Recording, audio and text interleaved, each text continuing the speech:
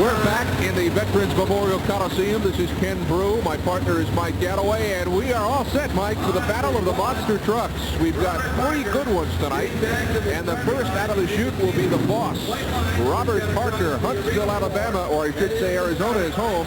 72 Chevy, 580 cubic inch engine. Alabama was exactly right. I was right the first. It's the AM/PM. Watch out, Robert! Come on!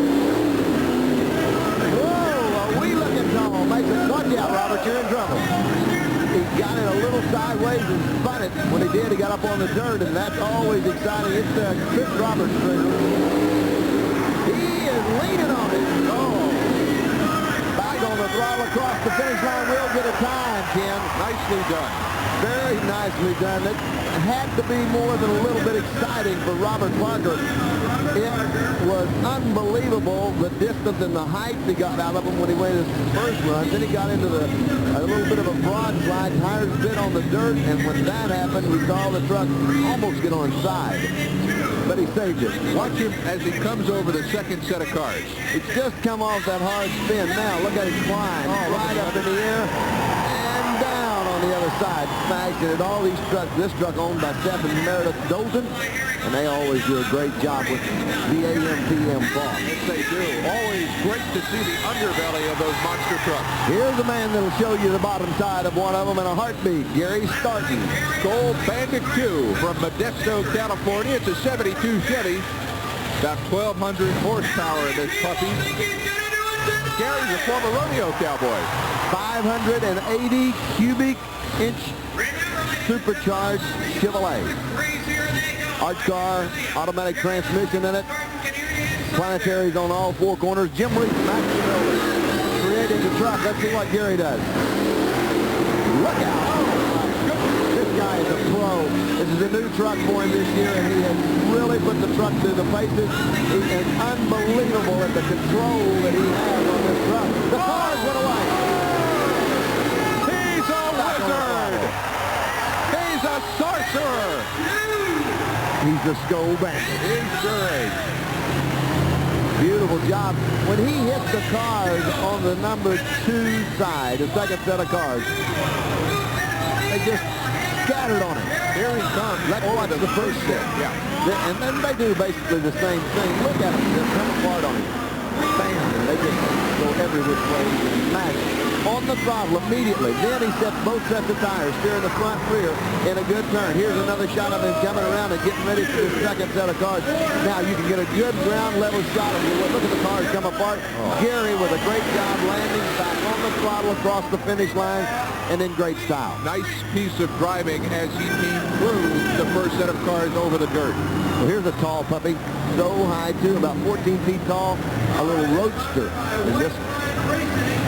David Ding Dong Bell from Queen Creek, Arizona, behind the wheel. And that is so high.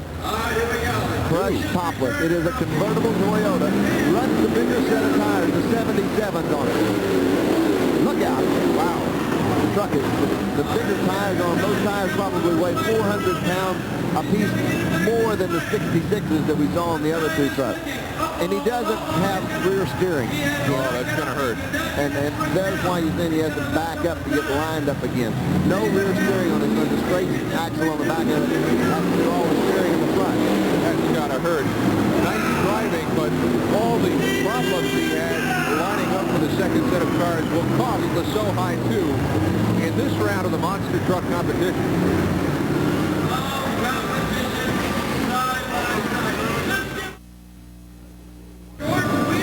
The quickest one to the finish line, and it will be So-High 2 against Robert Parker in the box.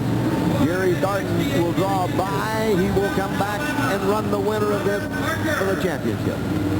So they will line up the So-High 2 to your right, the boss to your left. Watch Robert Parker. He'll be in the boss truck, the 72 Chevrolet. Now, Mike, when they come over these cars, they've not only got to bring the truck down, stabilize it, but they've got to hit the brakes real quick because the wall of the arena is going to be coming up real close on them. Boy, immediately, Ken, you've got to know what you're doing. You can't leg it out. There's not enough room to shut one down.